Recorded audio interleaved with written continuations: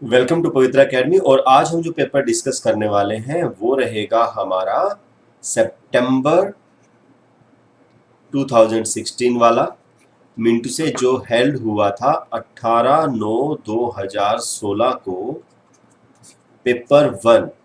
उसकी हम बात करेंगे, उसको हम सोल्व करेंगे, उसके सभी क्वेश्चंस को डिटेल से समझेंगे। तो चलिए जल्दी से चलते हैं क्वेश्चंस पे। Yes, our first question is which of the following is the most effective methods to encourage conceptual development in students? मतलब संप्रत्यात्मक विकास को प्रोत्साहन देने के लिए कौन सी विधि सबसे प्रभावी है? Give students multiple examples and encourage them to use reasoning. बिल्कुल सही बात है भाई, बहुत सारे उदाहरण देना और तर्क शक्ति का उपयोग करने के लिए प्रोत्साहित करना, बिल्कुल सही बात जा रही है। बाकी ऑप्शंस भी देख लेते हैं। यूज पनिशमेंट, देखिए पनिशमेंट का हम यूज नहीं करेंगे, ऑप्शन यहीं से गलत हो गया है। New concepts need to be understood on their own without reference of old ones. देखिए ओल्ड वंस का तो हमें प्रयोग करना पड़ता है, एक्सपीरियंस का तो यूज करना ही पड़ता है। Replace the students incorrect ideas with correct ones by asking them to memorise. Yes, memorise करने के लिए कहेंगे। मेमोराइज करना अपने आप में गलत है, तो ये ऑप्शन भी गलत हो जाएगा। Mean to say option number 1 is right. ठीक है, तो चलिए चलते हैं नेक्स्ट क्वेश्चन पे। Primary school children will learn most effectively in an atmosphere. Yes, कैसे एटमोस्फेयर में ज्यादा अच्छे से सीखेंगे? Where the focus and stress are only on mastering primarily, नहीं, कोग्निटिव स्किल्स। देखिए जहां पर ओनली आ जाए ना, वहां पर ये समझ लो कि गड़बड़ है, वो पॉजिटिव में सही नहीं हो सकता है। कि भाई केवल आपके जो ध्यान है, फोकस है, वो केवल और केवल प्राइमरी कोग्निटिव स्किल्स के ऊपर रहेगा, रीडिंग राइटिंग मैथमेटिक्स के ऊपर रहेगा, क्या वहां पे अच्छा सीख पाएगा? जी नहीं सीख पाएगा। आगे देख लेते हैं। जहां शिक्षक सारे अधिगमों में आगे रहता है और विद्यार्थियों को निष्क्रिय रहने की अपेक्षा करता है, जी नहीं, विद्यार्थी कभी भी निष्क्रिय नहीं रहेगा, ये गलत हो गया है। जहां उनकी संवेगात्मक आवश्यकताओं की पूर्ति होती है और वे अनुभव करते हैं कि वे महत्वपूर्ण है, बिल्कुल सही बात है। ठीक है जी। Where the emotional needs are met and they feel that they are valued, ये सही जवाब होगा। फोर्थ ऑप्शन भी देख लेते हैं। Where the teacher is authoritative and clearly dictates. Yes, dictate करोगे क्या? टीचर का मतलब डिक्टेट करना नहीं होता है भाई, ये गलत हो जाएगा। Option number 3 will be our answer. Okay, yes, next question देखते हैं। Question number 3। A child sees a crow flying past the window and says a bird, what does this suggest about the child's thinking? ठीक है जी, एक बच्चा है, खिड़की के सामने से कोई बर्ड जा रहा है, कोई कौवा जा रहा है, उसको उड़ते हुए देख के कहता है एक पक्षी। ठीक है, इससे हमें किन किन चीजों का पता चलता है? यस, वेरी फर्स्ट थिंग, बच्चे की स्मृतियां पहले से भंडारित होती हैं। हाँ भाई, पहले से कुछ उसकी कुछ स्मृति थी, उसको पता था कि बर्ड कुछ ऐसा होता है, तभी तो उसने कहा, तो ये सही होना चाहिए। बच्चे में पक्षी का प्रत्यय विकसित हो चुका है, हाँ बिल्कुल ये सही बात है, तभी तो उसको पता है कि ऐसा पक्षी होता है उड़ने वाला। बच्चे ने अपने अनुभव बताने के लिए भाषा के उपकरणों का विकास कर लिया है, हाँ ये बात भी सही है भाई। ठीक है, तीनों ही बातें सही है, तो जिसमें तीनों है वही हमारा आंसर है। मिनटू से ए, बी और C, option number 1 will be our answer. Okay, चलिए जी नेक्स्ट क्वेश्चन देखते हैं। Question number 4। कोई शिक्षिका अपने विद्यार्थियों को क्या कहे कि उन्हें भीतरी प्रेरणा के साथ कार्य करने के लिए प्रोत्साहित कर सके?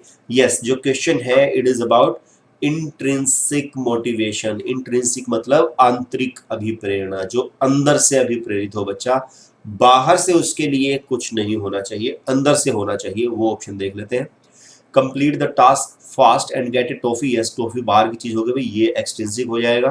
Try to do it you will learn, हाँ इसमें बाहर का कुछ नहीं है भाई, ये सही जो हो सकता है हमारा ऑप्शन। नेक्स्ट देख लेते हैं।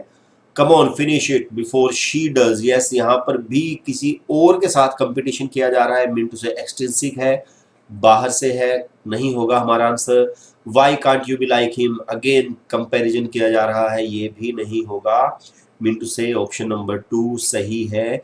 इसे करने की कोशिश करो, तुम सीख जाओगे। मिनटू से यहाँ पर क्या कहना चाहते हैं कि इंट्रिंसिक मोटिवेशन दिया जा रहा है, बाहर से कुछ भी नहीं है। Option number 2 will be right. Yes, question number 5।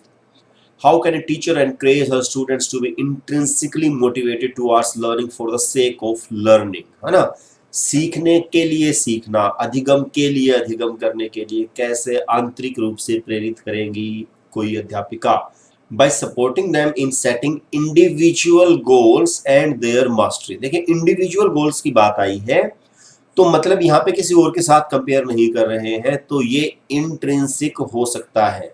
ठीक है, बाकी के ऑप्शन देख लेते हैं। By offering tangible reward such as toffee, नहीं टॉफी तो भाई बाहर की चीज आ गई है तो ये गलत हो जाएगा, इंट्रिंसिक नहीं रहा, एक्सट्रिंसिक हो गया है।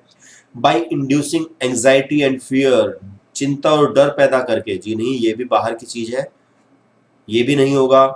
प्रतियोगात्मक परीक्षण से, प्रतियोगात्मक परीक्षण फिर से बात आती है किसी और से परीक्षण करना, कंपटीशन करना, तो यहाँ पर भी ये आंसर नहीं होगा। Mean to say option number 1 will be correct.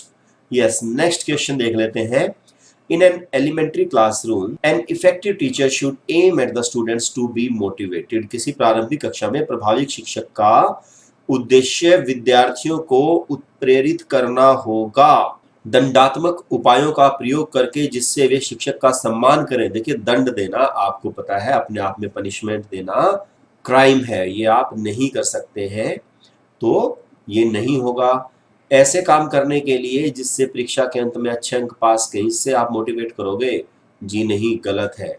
सीखने के लिए जिससे वे जिज्ञासु बने और सीखने के लिए ही सीखना पसंद करें, बिल्कुल सही बात जा रही है।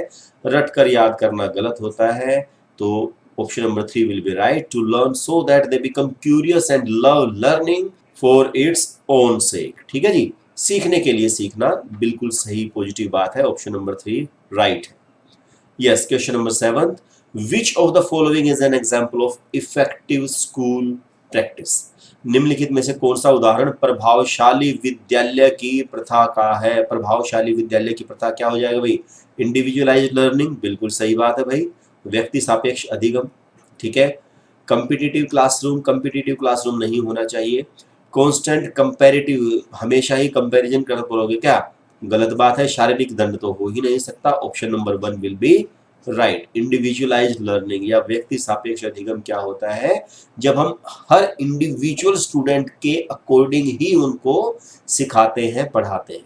ठीक है, तो यही हमारा आंसर होगा सही।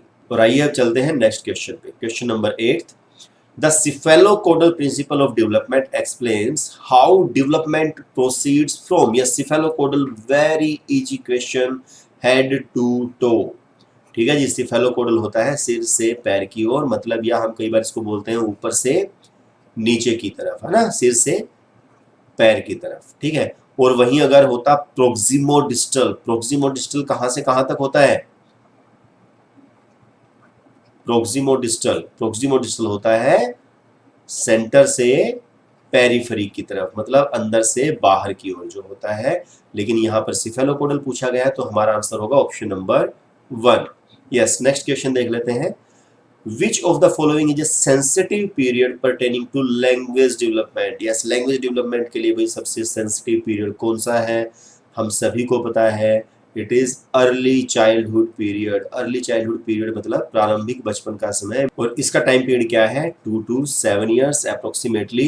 और ये वही टाइम पीरियड है जब हमारी लैंग्वेज डेवलपमेंट बहुत ही क्रांतिकारी स्तर पर विकास करती है, तो हमारा आंसर क्या होगा? Early childhood period. ओके, चलिए चलते हैं नेक्स्ट क्वेश्चन पे। क्वेश्चन नंबर 10, ए 6-year-old girl shows exceptional sporting ability. ठीक है जी, खेलकूद में असाधारण योग्यता का प्रदर्शन कर रही है भाई। उसके माता पिता दोनों खिलाड़ी हैं, मतलब हेरिडिटी आ गई है। उसे नित्य प्रशिक्षण प्राप्त करने भेजते हैं, अरे वाह, इन्वायरमेंट भी दे रहे हैं और सप्ताहांत में उसे प्रशिक्षण देते हैं, खुद भी उसको सिखा रहे हैं। बहुत संभव है कि उसकी क्षमताएं निम्नलिखित दोनों के बीच परस्पर प्रतिक्रिया का परिणाम होंगी। यस, किसका परिणाम होंगी देख लेते हैं जी। और ये हमारा आंसर है, यस ये रहा, अनुवांशिकता और पर्यावरण, जिसकी अभी हम बात कर रहे थे, heredity and environment, option number 3। Yes, next question देखते हैं।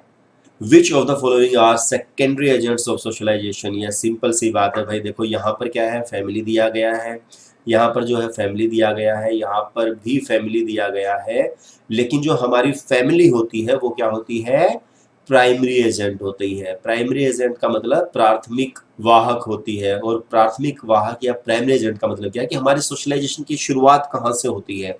अपनी फैमिली से ही तो होती है ना। जब बच्चा बिल्कुल छोटा होता है तो सबसे पहला जो वो पार्ट सीखता है वो अपनी फैमिली से ही सीखता है ना, ठीक है। तो उसके बाद में जो आएगा वो सेकेंडरी रहेगा, और वहां पर बात आएगी किसकी, स्कूल एंड नेबरहुड की। Mean to say option number 4 ही हमारा आंसर होगा, क्योंकि क्वेश्चन में पूछा गया है secondary agents of socialisation. Okay, चलिए नेक्स्ट क्वेश्चन पे चलते हैं, question number 12। According to Lev Vygotsky, the primary cause of cognitive development is। लेव वाइगोत्स्की के अनुसार संज्ञानात्मक विकास का मूल कारण। यस, थोड़ा सा जान लेते हैं लेव वाइगोत्स्की के बारे में। लेव वाइगोत्स्की की जो थ्योरी है, उनकी थ्योरी का नाम क्या है, theory of socio cultural development. और लेव वाइगोत्स्की का मानना था कि भाई सोसाइटी और कल्चर का हमारी डेवलपमेंट पे, स्पेशली मैं कहूँगा कोग्निटिव डेवलपमेंट पे महत्वपूर्ण प्रभाव पड़ता है। और अब यहाँ पर जो भी ऑप्शन सोसाइटी या कल्चर को लेके होगा वही हमारा आंसर होगा, और ये है हमारा option number 4, social interaction. Yes, लेव वाइगोत्स्की ने यही कहा कि जो हमारा कोग्निटिव डेवलपमेंट होता है उसके लिए सोशल इंटरेक्शन या सामाजिक अनोन्य क्रिया का होना मस्ट है। ओके, तो आगे चलते हैं नेक्स्ट क्वेश्चन पे। In the context of Kohlberg stages of moral reasoning, under which stage would the given typical response of a child fall. ठीक है जी, किसी बच्चे का दिया गया विशिष्ट उत्तर कोलबर्ग के नैतिक तर्क के सोपानों की विषय वस्तु के किस सोपान के अंतर्गत आएगा, या किस स्टेज में आएगा, किस चरण में आएगा। यदि आप ईमानदार हैं तो आपके माता पिता आप पर गर्व करेंगे। यस, इसलिए आपको ईमानदार रहना चाहिए। ठीक है, अब मैं थोड़ा सा बता दूं आपको इस थ्योरी के बारे में। थ्योरी ऑफ मोरल डेवलपमेंट दी थी किसने, कोलबर्ग ने। ठीक है जी, और इस थ्योरी के अंदर उन्होंने 6 स्टेजेस दिए हैं एंड 3 लेवल्स दिए हैं। ठीक है, और इन 6 स्टेजेस में, आउट ऑफ दीज 6 स्टेज, जो थर्ड स्टेज है उसमें क्या कहा गया है, इंटरपर्सनल ओरिएंटेशन। इंटरपर्सनल ओरिएंटेशन का मतलब क्या है कि भाई यदि हम किसी और के साथ अच्छे हैं तो दूसरे हमारे साथ अच्छे होंगे। मतलब हमें समाज के लिए अच्छा इसलिए रहना चाहिए ताकि समाज हमारे साथ अच्छा व्यवहार कर सके। और यहाँ पर कुछ ऐसी ही सेंस निकल के आ रही है, your parents will be proud of you if you are honest. यदि आप अच्छे होंगे तो आपके ऊपर प्राउड करेंगे। और यहाँ पर ये जो स्टेज है इसका नाम क्या है, good girl good boy orientation, या अच्छी लड़की अच्छा लड़का अनुकूलन। और यही होगा हमारा आंसर इस क्वेश्चन का। ओके, चलिए जी नेक्स्ट क्वेश्चन देखते हैं। अकॉर्डिंग टू जीन पियाजे, which of the following is necessary for learning, या सीखने के लिए क्या आवश्यक है अधिगम के लिए। बिलीफ इन एमिनेंट जस्टिस, या ईश्वरीय ज्ञान पर विश्वास की बात कर रहे हैं जीन पियाजे। जी नहीं, बिल्कुल भी नहीं कहा है। Reinforcement bye teachers and parents, ऐसा कुछ कह रहे हैं। जी नहीं, बिल्कुल भी नहीं कह रहे हैं। Active exploration of the environment by the learner, बिल्कुल सही जवाब। ऐसा ही कहा है जीन पियाजे ने कि शिक्षार्थी के द्वारा पर्यावरण की सक्रिय खोजबीन। ठीक है जी, ये हमारा आंसर होगा। Observing the behaviour of adults, ये भी गलत हो जाएगा क्योंकि जीन पियाजे ने ऐसा कुछ नहीं कहा है, ये तो हमारा बेंडूरा ने कहा है। ठीक है जी, अब थोड़ा समझ लेते हैं जीन पियाजे ने क्या कहा है। जीन पियाजे की जो थ्योरी है उसका नाम क्या है, संज्ञानात्मक विकास का सिद्धांत। और संज्ञान का अपने आप में अर्थ क्या होता है कि भाई बच्चा अपने ज्ञान का निर्माण एक्टिवली या सक्रिय रूप से स्वयं करता है। ठीक है, तो मतलब active exploration of the environment by the learner, यही होगा हमारा आंसर। ओके, चलिए। According to Jean Piaget, schema building occurs as a result of modifying new information to fit existing schemes and by modifying old schemes. ठीक है जी, as per new information, these two processes are known as। Jean पियाजे के अनुसार प्रारूप या schema निर्माण वर्तमान योजनाओं के अनुरूप बनाने हेतु नवीन जानकारी में संशोधन एवं नवीन जानकारी के आधार पर पुरानी योजनाओं में संशोधन के परिणाम के रूप में घटित होता है। बिल्कुल सही बात है जी। इन दो प्रक्रियाओं को जाना जाता है, यस, किस नाम से जाना जाता है। देखिए, इससे पहले हम इस क्वेश्चन को डिस्कस करें, थोड़ा सा समझ लेते हैं। जो जीन पियाजे हैं उन्होंने बताया कि भाई जो स्कीमा है वो हमारे ब्रेन में बिल्डिंग ब्लॉक्स हैं जिनसे इंफॉर्मेशन स्टोर होती है या जो काम करते हैं हमारी कोग्निशन के निर्माण में। ठीक है, अब देखिए वो जो जानकारी है, जो भी हमारा स्कीमा एक बार बन चुका है, क्या वो सारी जिंदगी वैसा ही रहेगा? जी नहीं, वो क्या होगा, टाइम टू टाइम क्या होगा, मॉडिफाई होगा, उसके अंदर संशोधन होगा, उसके अंदर कुछ ना कुछ चेंजेस आएंगे। सिंपल सी बात है। अभी ये जो चेंज है, ये जो मॉडिफिकेशन है, ये दो प्रकार की होती है। और इसको देखिए हम एक सिंपल सी बात से समझते हैं। एक तो होगा कि हम कुछ नया लगवाएं, और एक होगा कि हम जो पुराना है उसको बदल कर कुछ नया उसमें लगवा दें। आप समझ रहे हो, एक तो होता है एडिशन और एक होता है पुराने को हटाकर नया उसमें कुछ ऐड कर देना, चेंज कर देना। इस चीज को एक थोड़े से छोटे एग्जांपल से समझ लेते हैं। मान लीजिए आप एक स्कूटी खरीदते हैं, ठीक है, आपने एक नई स्कूटी खरीदी, और जैसे ही आपने स्कूटी खरीदी तो आपने देखा कि भाई स्कूटी के अंदर जो सीट कवर है वो मैं नया लगवा लेता हूं अलग से, या फिर जो गार्ड होते हैं साइडों में उनको हम लगवा ले, ठीक है, ताकि सेफ्टी रहे। आपने बाइक पे भी देखा होगा रस्सी लगवा लेते हैं, ठीक है। वो क्या है, हम कुछ उसमें नया ऐड कर रहे हैं अपनी तरफ से उसको मॉडिफाई करने के लिए। वो होगा हमारा कुछ नया जोड़ना।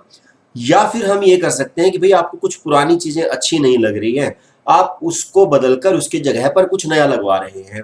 वो क्या होगा, चेंज करना होगा, बदलना होगा। अब एक दूसरी कंडीशन को मान के चलते हैं। मान के चलिए कि आपने जो नई स्कूटी ली है उसके साथ जो शीशे आए हैं, साथ में जो मिरर आए हैं, वो क्या है, गोल है। लेकिन आपको लगता है कि नहीं, ये गोल तो मुझे अच्छे नहीं लगते, मैं तो रेक्टेंगुलर वाले लगवाऊंगा या लगवाऊंगी। तो आप उस टाइम पे क्या करेंगे, उन गोल वालों को हटा देंगे और उनकी जगह पे वो जो रेक्टेंगुलर वाले हैं वो वहां पे मिरर्स लगा देंगे। तो वो क्या होगा, चेंज करना। वो आपने पुरानी चीज को हटाकर नई चीज को उसकी जगह पे रख दिया है। एक तरीका है वो, और एक तरीका था क्या, जब आप पुरानी को भी वहीं रहने देते हैं और उसके साथ ही नई भी उसमें ऐड कर देते हैं। ये दो ही तरीके होंगे। और ये जो तरीके हैं इनका नाम क्या दिया है जीन पियाजे ने, these are assimilation and accommodation, या हिंदी में हम कहेंगे समावेशन और समायोजन। ठीक है, और यही होगा हमारा answer. In a progressive classroom setup the teacher facilitates learning by providing N environment that, yes, कैसा एनवायरनमेंट प्रोवाइड करता है टीचर एक प्रोग्रेसिव क्लासरूम में। देखिए सबसे पहले मैं आपको बता दूं, जहां पे प्रोग्रेसिव क्लासरूम आएगा वहां पर चाइल्ड सेंटर की बात जरूर होगी, ठीक है, क्योंकि बिना चाइल्ड सेंटर्ड एजुकेशन के प्रोग्रेस हो ही नहीं सकती। ठीक है, तो ये देखिए डिस्करेजेस इंक्लूजन, क्या हम समावेशन को, इंक्लूजन को डिस्करेज करेंगे? बिल्कुल नहीं होगा। एनकरेजेस रिपीटिशन, हम बार बार दोहराने की वो आवृत्ति को बढ़ावा देंगे? बिल्कुल नहीं देंगे। प्रोमोट्स डिस्कवरी, यस, ये पॉजिटिव जा रहा है, बिल्कुल सही हो सकता है। इज रिस्ट्रिक्टिव, ये रिस्ट्रिक्टिव होगा? जी नहीं, ये रिस्ट्रिक्टिव नहीं होता है। Then our answer will be option number 3 की खोज को प्रोत्साहन देता है कौन? प्रगतिशील कक्षा की व्यवस्था। ओके, चलिए नेक्स्ट क्वेश्चन देख लेते हैं भाई। Howard Gardner's theory of multiple intelligence suggest that, yes, Howard Gardner का बहुबुद्धि सिद्धांत क्या सुझाता है? यस, इस क्वेश्चन को करने से पहले मैं आपको थोड़ा सा बता दूं कि 1983 में होवार्ड गार्नर की एक बुक आई थी, frames of mind the theory of multiple intelligence, जिसमें उन्होंने अलग अलग टाइप की इंटेलिजेंसेस के बारे में बताया था। उनका मानना था कि इंटेलिजेंस एक टाइप की नहीं होती, अलग अलग टाइप की होती है, किसी में कुछ हो सकती है, किसी में कुछ हो सकती है। ठीक है, तो इससे रिलेटेड ही इन ऑप्शंस को देख लेते हैं। Teacher should use MI as a framework for devising alternative ways to teach the subject matter, बिल्कुल सही बात है जी। Ability is destiny and does not change over a period of time, yes, ऐसा कुछ नहीं कहा है उन्होंने। हर बच्चे को प्रत्येक विषय 8 भिन्न तरीकों से पढ़ाया जाना चाहिए ताकि सभी बुद्धियां विकसित हों, ऐसा कुछ नहीं कहा है भाई उन्होंने। बुद्धि को केवल बुद्धि लब्धि परीक्षा से ही निर्धारित किया जा सकता है, ऐसा भी कुछ नहीं कहा है होवार्ड गार्डनर ने। केवल ऑप्शन नंबर 1 ही सही जा रहा है and it will be our answer. Okay, चलिए नेक्स्ट क्वेश्चन देखते हैं। A 5-year-old girl talks to herself while trying to fold a t-shirt.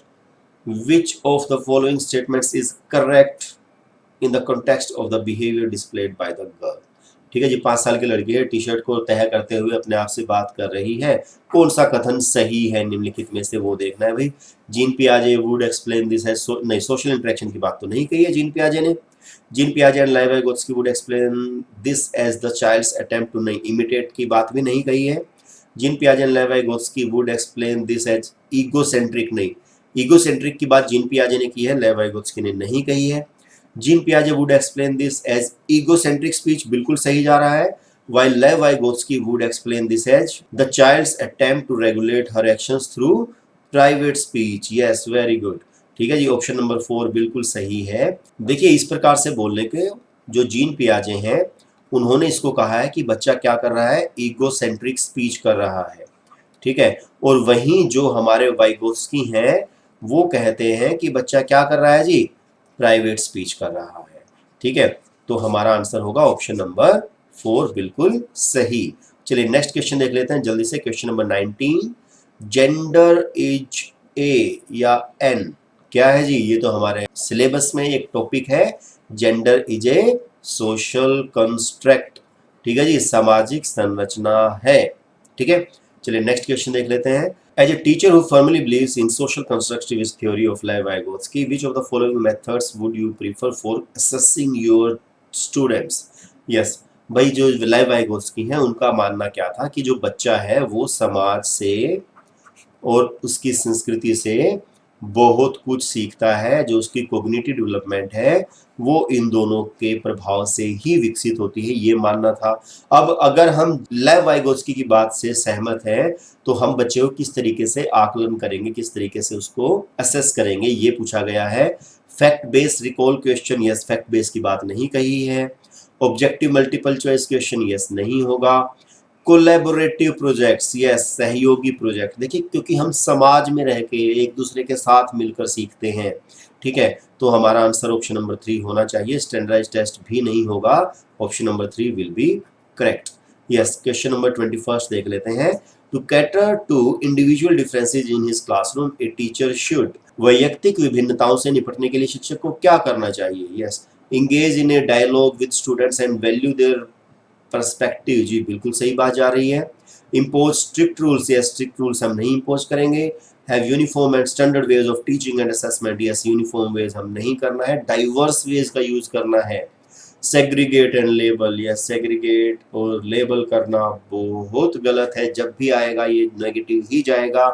तो हमारा आंसर होगा ऑप्शन नंबर 1, क्या कि बच्चों से बातचीत करें और उनके दृष्टिकोण को महत्व दें, यही हमारा आंसर होगा। Yes, question number 22, assessment is purposeful if, आकलन उद्देश्यपूर्ण होता है यदि, यस, कब उद्देश्यपूर्ण होगा? इट इज डन ओनली, देखो ओनली आ गया, ये तो भाई पहले ही खत्म है, नहीं है कुछ भी इसमें। ठीक है, comparative evaluation are made to differentiate between the students achievements, ठीक है जी, कंपैरिजन जहां पे आ गया है वो भी गलत हो जाएगा। It induces fear and stress, जिससे डर और भाई तनाव हो, वो भी गलत हो जाएगा। It serves as a feedback for the students as well as the teacher, बिल्कुल सही बात है। इससे विद्यार्थियों और शिक्षकों को प्रतिपुष्टि या फीडबैक प्राप्त हो, तभी तो हम असेसमेंट करते हैं, पता चले कि भाई बच्चे को पता चले मेरी क्या प्रोग्रेस चल रही है, और वहीं टीचर को भी पता चले कि भाई मैं जो पढ़ा रहा हूँ उसके पढ़ाने का तरीका कितना इफेक्टिव है, बच्चों को कितना समझ में आ रहा है। ठीक है, तो यही मेन कारण है असेसमेंट का। चलिए आगे चलते हैं। Question number 23, according to NCF 2005 the role of teacher has to be, yes, शिक्षक की भूमिका क्या है? बहुत इजी क्वेश्चन था। इट इज फैसिलिटेटिव, टीचर जो है वो क्या है? सुविधा दाता है, वो फैसिलिटेटर है, ठीक है ना। एनसीएफ 2005 में बिल्कुल साफ साफ लिखा है that role of teacher is to guide and facilitate, ठीक है जी, बच्चों को आपको फैसिलिटेट करना है, सुसाध्यकर्ता की भूमिका रहेगी या गाइड की, ठीक है जी, मार्गदर्शक की भूमिका रहती है। चलिए नेक्स्ट क्वेश्चन देख लेते हैं जी। Research suggest that in a diverse classroom a teacher's expectations from her students dash their learning, अनुसंधान सुझाते हैं कि एक विविध कक्षा में अपने विद्यार्थियों से शिक्षिका की अपेक्षाएं विद्यार्थियों के अधिगम के साथ संबंधित नहीं मानी जानी चाहिए। गलत बात कर रहे हैं जी, मानी जानी चाहिए, पर कोई प्रभाव नहीं छोड़ती, भाई प्रभाव तो छोड़ेगी। पर महत्वपूर्ण प्रभाव छोड़ती हैं, जी बिल्कुल सही जा रहा है। का एकमात्र निर्धारक होती है, जी नहीं, एकमात्र तो नहीं होती है। तो यही हमारा आंसर होगा ऑप्शन नंबर 3, बिल्कुल सही। ठीक है, नेक्स्ट क्वेश्चन देख लेते हैं। Inclusion of children with special needs will increase the burden on schools. भाई हम स्पेशल नीड्स के बच्चों को भी इंक्लूड कर लेते हैं, तो क्या उससे बर्डन बढ़ेगा स्कूल पे? हम इस बात को सही नहीं कहेंगे। Requires a change in attitude, content and approach to teaching. बात तो सही कह रहा है भाई, जरूरत तो पड़ेगी ना हमें। शिक्षण के प्रति दृष्टिकोण, विषय वस्तु और धारणा परिवर्तन करने की अपेक्षा रखता है। भाई आप उसी तरीके से कैसे पढ़ा देंगे स्पेशल नीड वाले बच्चों को भी? एक काल्पनिक लक्ष्य है, नहीं भाई काल्पनिक क्यों है, हो सकता है। जिनमें एक क्षमता न हो उन बच्चों के लिए हानिकारक, नहीं हानिकारक है, किसी के लिए नहीं है। ऑप्शन नंबर 2 बिल्कुल पॉजिटिव बात कर रहा है और यही हमारा आंसर होना चाहिए सही। ठीक है, यस, नेक्स्ट क्वेश्चन देख लेते हैं, क्वेश्चन नंबर 26।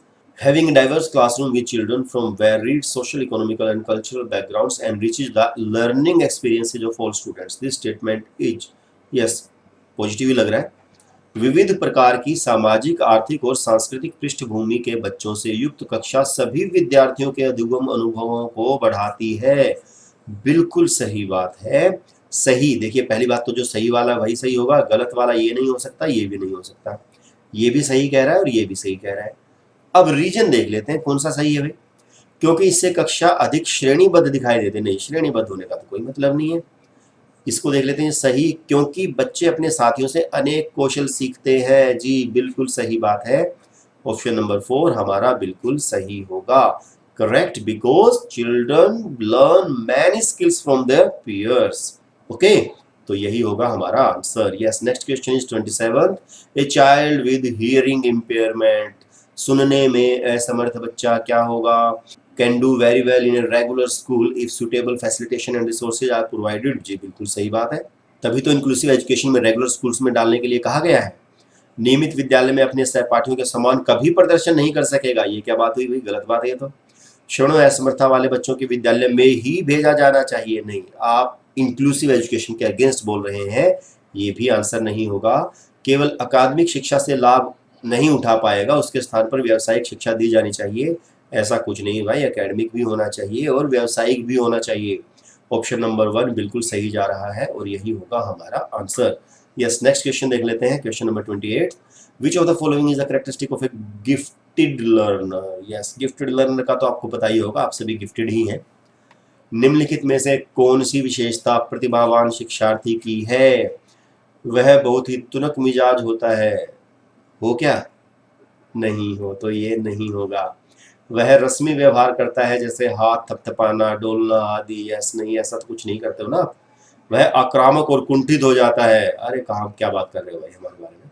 ठीक है, यदि कक्षा की गतिविधियां अधिक चुनौतीपूर्ण नहीं होती हैं तो वो कम प्रेरित अनुभव करता है और ऊब जाता है। यस, जो गिफ्टेड होते हैं उनको चैलेंजेस पसंद है, उनको डाइवर्सिटी पसंद है, उनको कुछ ना कुछ ऐसा चाहिए जो उनके ब्रेन को चैलेंज करे। ठीक है, तो यही होगा हमारा आंसर, ऑप्शन नंबर 4 बिल्कुल सही।